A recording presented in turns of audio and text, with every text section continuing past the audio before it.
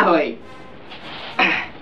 Jelikož jsem členem Star Wars kostýmových organizací 501. a Rebelská legie, přijímám tímto výzvu od oblíbeného, nejoblíbenějšího režiséra J.J. Abramse, který nás vyzval, abychom podpořili Ace Bucket Challenge a tím podpořili boj proti ALS.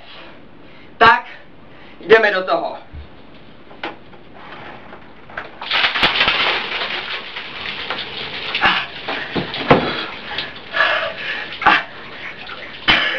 A tímto vyzývám další fandom, který ovlivnil J.J. Abrams.